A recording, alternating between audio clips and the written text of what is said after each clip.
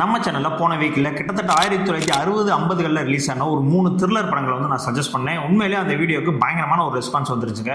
So இதை தொடர்ந்து இன்னமும் ஒரு 10 படம் வந்து எங்களை சஜஸ்ட் பண்ணுங்க. அதாவது லேட்டரில் 50, 60 அந்த மாதிரி காலகட்டங்களில் வந்த ஒரு கிரைம் த்ரில்லர் படமாக இருக்கணும், நல்லா இன்ட்ரெஸ்டிங்காகவும் இருக்கணும், அந்த மாதிரி படங்களை சஜஸ்ட் பண்ணுங்கன்னு சொன்னாங்க. அதுக்கான பார்ட் 2 வீடியோ தான் இது.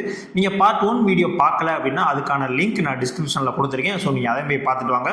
ஸோ இப்போ வாங்க நம்மளுடைய டாப் 10 லிஸ்ட்டுக்கு வந்து போயிடலாம். இப்போ முதல்ல நம்ம பார்க்க போகிற படம் 1964 எஸ் பாலச்சந்தர் அவருடைய டைரக்ஷனில் வெளியான பொம்மை திரைப்படம். இந்த படத்தில் வந்து பார்த்தீங்கன்னா டைரக்டர் எஸ் பாலச்சந்தர் அவர்களே வந்து பார்த்தீங்கன்னா சோமசுந்தரம் அப்படின்ற மாதிரியான ஒரு கேரக்டர் வந்து நடிச்சிருப்பாரு, தொழிலதிபரை வந்து நடிச்சிருப்பாரு. ஸோ இந்த படத்தினுடைய ஒன்லைன ஸ்டோரி என்ன அப்படின்னா, ஒரு பணக்கார தொழிலதிபர் அவர் வந்து சிங்கப்பூருக்கு வந்து ஒரு வேலை நிமித்தமாக வந்து நான் வந்து கிளம்புறேன் அப்படின்னு சொல்லிட்டு அவங்க கூட ஒர்க் பண்ணக்கூடிய, அதாவது அவங்க எல்லாருமே வந்து கிட்டத்தட்ட ஃப்ரெண்ட்ஸ் அண்ட் ரிலேஷன் அந்த மாதிரி இருக்காங்க. ஸோ அவங்ககிட்ட வந்து சொல்லிட்டு இந்த மாதிரி கிளம்புறாரு. ஸோ அப்போ அந்த மாதிரி ஒரு சுச்சுவேஷனில் அவங்க கூட இருக்கவங்க சொல்கிறாங்க, இந்த மாதிரி நீங்கள் வந்து உங்களுடைய ஃப்ரெண்டுக்கு வந்து நீங்கள் சொல்லாமல் போயிட்டீங்களே, நீங்கள் அவர்கிட்ட வந்து சொல்லிட்டு போங்க அப்படின்னு. உடனே வந்து அந்த தொழிலதிபர் சொல்கிறாரு, இல்லை நான் போகிற வழியில் வந்து அவரை பார்த்துட்டு அதுக்கப்புறம் தான் வந்து நான் ஃப்ளைட் ஏறவே போவேன், அதனால் நான் பார்த்துக்கிறேன் அப்படின்னு சொல்லிட்டு கிளம்புறாப்புல. அந்த ஃப்ரெண்டு தான் வந்து பார்த்தீங்கன்னா விஎஸ் ராகவன். அவர் தான் இந்த படத்தில் வந்து வில்லன் ரோல் வந்து பண்ணியிருப்பாப்புல. ஸோ இவங்க எல்லாரும் சேர்ந்து இந்த தொழிலதிபரை வந்து கொன்றணும், இவர் வந்து ஃப்ளைட்டில் போகிறாரு, ஸோ கண்டிப்பாக இவர் எப்படியாவது கொண்டுட்டோம் அப்படின்னா இங்கே இருக்கிற எல்லா விஷயங்களும் வந்து நம்மளே அனுபவிச்சுக்கலாம் அப்படின்ற மாதிரி வந்து ஒரு பிளான் வந்து போடுறாங்க. அதுக்கு என்ன பண்ணுறாங்க அப்படின்னா, ஒரு பொம்மை ரெடி பண்ணி அந்த பொம்மைக்குள்ள ஒரு பாமை வந்து செட் பண்ணிடுறாங்க. செட் பண்ணிவிட்டு, நீங்கள் சிங்கப்பூர் தானே போகிறீங்க, இந்த பொம்மை வந்து அங்கே ஒரு ஆள்கிட்ட கொடுக்கணும், ஸோ கண்டிப்பாக நீங்கள் வந்து கொடுத்துறீங்களா அப்படின்னு கேட்குறாங்க. உடனே இவரும் சரி நான் கொடுத்துட்றேன் அப்படின்னு சொல்கிறாரு.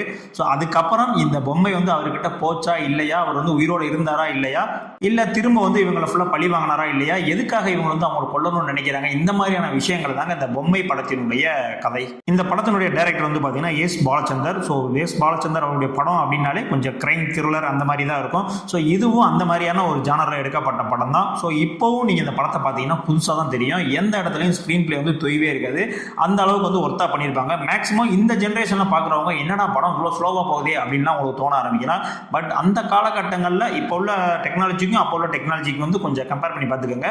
ஸோ அந்த மைண்ட் செட்டில் போய் இந்த படத்தை பார்த்தீங்க அப்படின்னா ஒரு அருமையான திரைப்படம். ஒரு சின்ன ஒரு பொம்மையை மட்டும் வச்சு மொத்த ஸ்க்ரீன் பிளேயுமே வந்து மூவ் பண்ணியிருப்பாங்க. ஸோ அந்த அளவுக்கு வந்து ஒர்த்தா இருந்துச்சுங்க. அது மட்டும் கிடையாது, இந்த படத்தினுடைய எண்டில் படம் முடிஞ்சது பிறகு எஸ் பாலச்சந்தர் அவர்கள் டைரக்டர் வந்து பார்த்தீங்கன்னா ஒவ்வொருத்தரையும் இந்த படத்தில் ஒர்க் பண்ண ஒவ்வொருத்தரையும் தனித்தனியாக வந்து இன்ட்ரோ வந்து கொடுப்பாங்க. இது வரைக்கும் எந்த ஒரு படத்துலையும் அந்த மாதிரி ஒரு இன்ட்ரோ வந்து கொடுத்துருக்க மாட்டாங்க.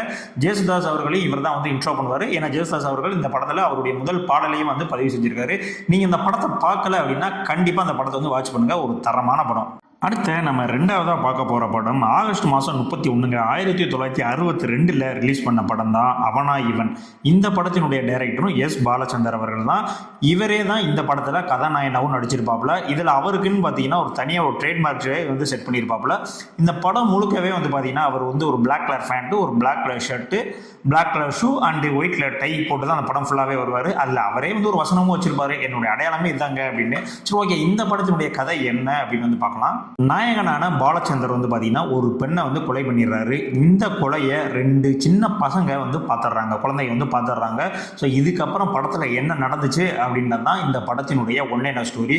எப்போவுமே வந்து பார்த்தீங்கன்னா ஒரு கொலை நடக்குது, இந்த மாதிரி ஒரு மர்டர் விஷயம் வந்து நடக்குது அப்படின்னா ஒரு போலீஸ் வந்து இன்வெஸ்டிகேஷன் பண்ணுவாங்க, இல்லை அந்த வீட்டில் இருக்கக்கூடிய அந்த ஹீரோவோ அந்த மாதிரி ஆட்கள் தான் வந்து இன்வெஸ்டிகேஷன் பண்ணி இதை வந்து ஃபைன் பண்ணுவாங்க. முதல் முறையாக ஒரு படத்தில் 2 குழந்தைகளை வச்சு அந்த குழந்தைய தான் வந்து இந்த கொலைக்கே வந்து ஐ விட்னஸ்.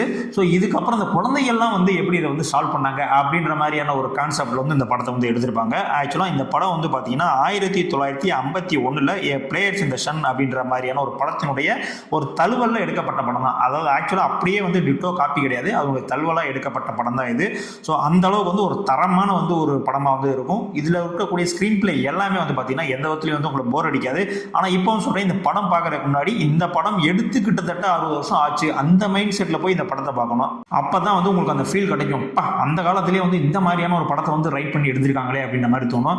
ஏன்னா ஒரு பெரியார் வந்து இன்வெஸ்டிகேஷன் பண்ணுறாங்க, அதை ஃபைன் பண்ணுறாங்க அப்படின்ற மாதிரியான விஷயங்கள் வந்து வேற. ஆனால் 2 குழந்தைகளை வச்சு ஒரு படத்தை வந்து மூவ் பண்ணி கொண்டு போகிறாங்களே, ஸோ அதுதான் வந்து இங்கே பெரிய விஷயமா வந்து பார்க்கப்படுது. இதே மாதிரியான படங்கள் ரிலீஸ் ஆகலையா அப்படின்னு பார்த்தா பூவிலி வாசலிலே அப்படின்னு சொல்லிட்டு சத்யராஜை வச்சு ஒரு படம் வந்து எடுத்திருப்பாங்க. அதில் ஒரு சின்ன பையன் தான் வந்து ஐ விட்னஸாக இருப்பான். ஸோ அவனை நோக்கி தான் வந்து கதை நகரும். ஸோ இதுக்கெல்லாம் வந்து ஒரு 40 வருஷங்களுக்கு முன்னாடியே வந்து எஸ் பாலச்சந்தர் அவர்கள் வந்து இந்த படத்தை எடுத்திருக்காரு.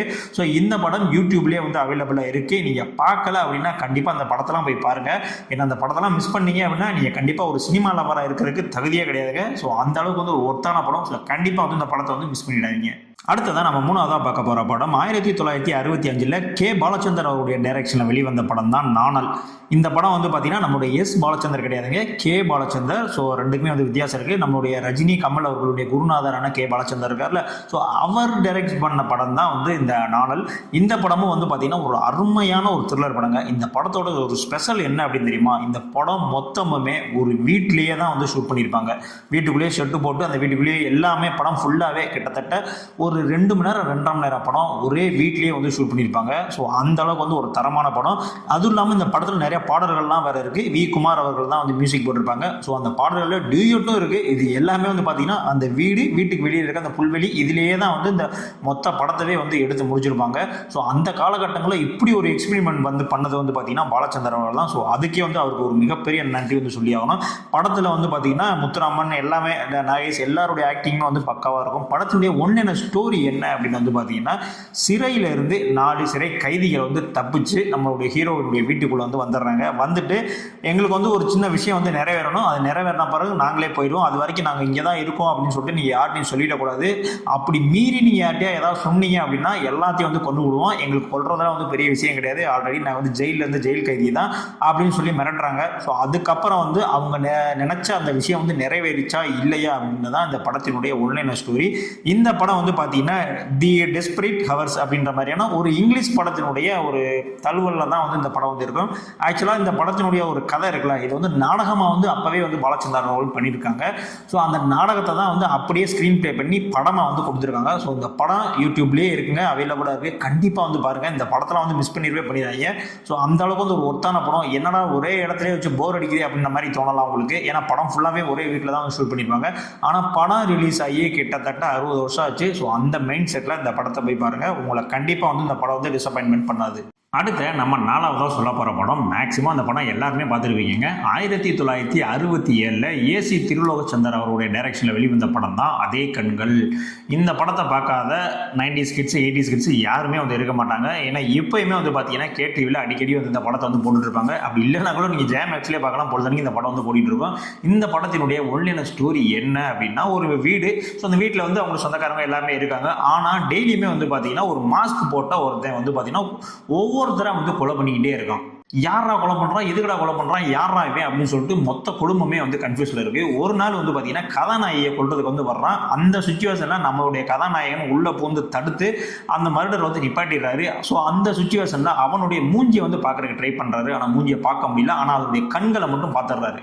இவனுடைய கில்லருடைய கண்கள் இப்படி தான் இருக்கும் அப்படின்றத மட்டும் ஒரு இமேஜினரியாக அவருடைய மைண்டை வந்து சேவ் பண்ணிக்கிறாரு. அந்த கண்களை மட்டும் வச்சு இந்த கில்லர் யார், ஏன் வந்து இது வந்து கொலை பண்ணுறான், அதுக்கு பின்னால் இருக்க பேக் ஸ்டோரிலாம் என்ன அப்படின்றதாங்க இந்த படத்தினுடைய ஒன்லைன் ஸ்டோரி.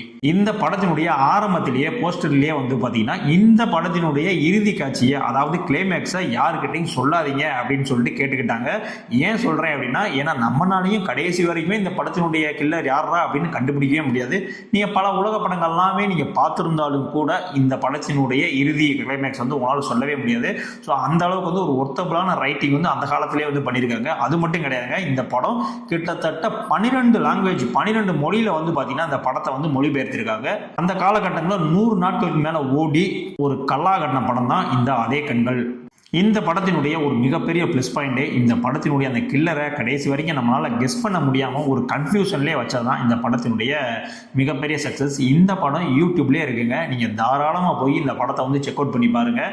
கண்டிப்பாக உங்களால் நீங்கள் கிளைமேக்ஸை பார்க்காம ஆரம்பத்துலேருந்து பாருங்கள், உங்களால் கில்லரை ஃபைன் பண்ண முடியலன்னு கண்டிப்பாக உங்களால் ஃபைன் பண்ண முடியாது. ஸோ அந்த அளவுக்கு ஒரு ஒர்த்தான படம். அடுத்த நான் 5வதாக சொல்ல போகிற படம் 1966 சத்யம் அவர்களுடைய டைரக்ஷனில் வெளியான படம் தான் யார்னி. இந்த படத்தில் ஜெய்சங்கர் அண்ட் ஜெயலலிதா வந்து நடிச்சிருப்பாங்க. இது ஒரு சைக்கலாஜிக்கல் ஒரு ஹாரர் த்ரில்லரான ஒரு ஜானர்ல வந்து ரிலீஸ் ஆன ஒரு படம் தான். இந்த படம் வந்து பார்த்தீங்கன்னா வக்கோம் தை அப்படின்ற மாதிரியான ஒரு ஹிந்தி படம். அந்த ஹிந்தி படத்தினுடைய அஃபிஷியல் ரீமேக் தான் வந்து பார்த்தீங்கன்னா இந்த யார்னி படம். இப்போ சினிமா பார்த்துட்டு இருக்கக்கூடிய பல ரசிகர்களாகட்டும், உலக சினிமா ஃபேன்ஸ் ஆகட்டும், யாராவது இந்த படத்தை பார்த்துட்டு இதோடைய கிளைமேக்ஸ் இதுதான் இருக்கும் அப்படின்னு உங்களால் கெஸ் பண்ண முடிஞ்சுன்னா உங்களுக்கு லைஃப் டைம் செட்டில்மெண்ட்னு சொல்லுவேன். ஏன்னா அந்த அளவுக்கு வந்து ஒரு ப்ரிடிக்ட் பண்ண முடியாத அளவுக்கு ஒரு கிளைமேக்ஸ் வந்து இந்த படத்தில் இருக்கும். நீங்கள் முதல் முறையாக பார்க்குறீங்க அப்படின்னா கண்டிப்பாக அந்த படம் உங்களை வந்து ரொம்பவுமே வந்து இம்ப்ரெஸ் பண்ணுங்க. ஏன்னா அந்த அளவுக்கு வந்து ஒரு தரமான ரைட்டிங் வந்து இந்த படத்தில் வந்து இருக்கும். அது மட்டும் இல்லை, இந்த படத்தினுடைய பாடல்கள் எல்லாமே வந்து ரொம்ப ஹிட்டுங்க. சரி, இந்த படத்தினுடைய கதை என்னடா அப்படின்னு கேட்டிங்கன்னா, படத்தில் வந்து நம்மளுடைய கதாநாயகன் ஜெய்சங்கர் வந்து பார்த்தீங்கன்னா அவர் வந்து டாக்டராக இருப்பாப்புல. ஒரு பெண் வந்து இறந்துட்டாங்க அப்படின்ற மாதிரியான விஷயம் வந்து அவருக்கு தெரிய வருது. அதுக்கப்புறம் அவருக்கு வந்து ஒரு மேரேஜ் நடக்குது. அப்போ யாரா அந்த பொண்ணு அப்படின்னு பார்த்தா இவர் யாரை இறந்துட்டு தான் நினச்சிட்டு இருக்காரு, அந்த பொண்ணு தான் வந்து இப்போ லாஸ்ட்டில் வந்து கல்யாணம் பண்ண போகிறாப்புல. ஸோ எப்போ அது சாத்தியம், இறந்த பொண்ணு எப்போ உயிரோட வந்துச்சு அப்படின்ற மாதிரி யோசிக்கிறாப்புல. இதுக்கப்புறம் இந்த படத்தில் என்னெல்லாம் நடந்துச்சு அப்படின்றதான் இந்த படத்தினுடைய உண்மையான ஸ்டோரி. அந்த அளவுக்கு வந்து ஒரு தரமான ரைட்டிங்கு, தரமான ஆக்டிங்கு எல்லாமே வந்து பக்காவாக இருக்கும். இந்த படத்தெல்லாம் நீங்கள் பார்க்கல அப்படின்னா கண்டிப்பாக நீங்கள் சினிமா ஃபேன்ஸாகவே இருக்க முடியாது. ஏன்னா அந்த அளவுக்கு வந்து ஒரு ஒர்த்தாக இருக்கும். கண்டிப்பாக இந்த படத்தை வந்து வாட்ச் பண்ணுங்கள். இந்த படமும் யூடியூப்லேயே உங்களுக்கு ஃப்ரீயாகவே கிடைக்குதுங்க. இப்போ நான் சொன்ன 5 படமே உங்களுக்கு யூடியூப்லேயே கிடைக்குது. நீங்கள் தாராளமாக வந்து வாட்ச் பண்ணுங்க. இப்போ நிறைய படங்கள்லாம் எடுத்து போய் தேட்டரில் போய் 2 மணி நேரம் 2.5 மணி நேரம் உட்காந்து பார்த்து மொக்க வாங்குறதுக்கு பேசாமல் நீங்கள் வாட்டி யூடியூப் ஆன் பண்ணி இந்த படத்தை வந்து பாருங்கள். உங்களை எந்த விதத்திலையுமே வந்து உங்களை திருப்திப்படுத்தாமல் விடாதுங்க அந்த படம். அந்த அளவுக்கு வந்து தரமான ஒரு 5 படத்தை தான் உங்களுக்கு வந்து நான் ரெக்கமெண்ட் பண்ணியிருக்கேன். உண்மையிலே இந்த படத்தங்கள்லாம் நீங்கள் பார்த்துட்டு நீங்கள் ஒரு 4 பேருக்கு வந்து இந்த படத்தை வந்து ரெக்கமெண்ட் பண்ணுவீங்க. ஸோ அந்த அளவுக்கு வந்து ஒரு ஒர்த்தபிளான படம் தான் இந்த 5 படங்களும். ஆக்சுவலாக இந்த வீடியோலேயே நான் ஒரு 10 படத்தையும் சொல்லிடலாம் அப்படின்னு நான் நினச்சேன். பட் வீடியோ வந்து ரொம்ப லென்த்தாக போயிட்டு இருக்கனால ஒரு 5 படம் மட்டும் சொல்லிட்டேன். இந்த வீடியோ உங்களுக்கு பிடிச்சிருந்துச்சு அப்படின்னா கண்டிப்பாக இதற்கான பார்ட் 3 வீடியோ வந்து சொல்கிறேன். ஸோ அதுலேயும் இதே மாதிரியான ஒரு 5 படத்தை வந்து நான் லிஸ்ட் பண்ணுறேன். முடிஞ்சால் அதையும் பார்த்துட்டு நீங்கள் வந்து கமெண்ட்ஸில் வந்து சொல்லுங்கள். நம்மளுடைய பார்ட் 1 வீடியோ வந்து போட்டிருக்கேன். ஸோ அதுவும் உங்களுக்கு வேணும் அப்படின்னா நம்மளோட டிஸ்கிரிப்ஷனில் இருக்குது. ஸோ மறக்காமல் வந்து அந்த வீடியோவும் செக் அவுட் பண்ணி பாருங்கள். யூடியூப்பில் கிடைக்கக்கூடிய ஃப்ரீயாக கிடைக்கக்கூடிய கிரைம் த்ரில்லர் மூவிஸ்லாம் வேணும் ப்ரோ அப்படின்னா அதுக்கான வீடியோவும் நம்ம சேனலில் இருக்குது. ஸோ அதையும் வந்து செக் அவுட் பண்ணி பாருங்கள். முடிஞ்ச அளவுக்கு நம்மளோட சேனலை சப்ஸ்கிரைப் பண்ணிட்டு பாருங்கள். நிறைய பேர் வீடியோ பார்க்குறீங்க, பட் யாரும் சப்ஸ்கிரைப் பண்ணுறதுல. நம்ம சேனல் பெரிய சேனலாக இல்லைங்க, சின்ன சேனல் தான். ஸோ நீங்களாம் சப்ஸ்கிரைப் பண்ணால் தான் நம்மளுடைய சேனல் வந்து மென்மேலும் வளரும். ஸோ இதே மாதிரியான அடுத்த ஒரு வீடியோவில் உங்களுக்கு சந்திக்கிறேன். நன்றி.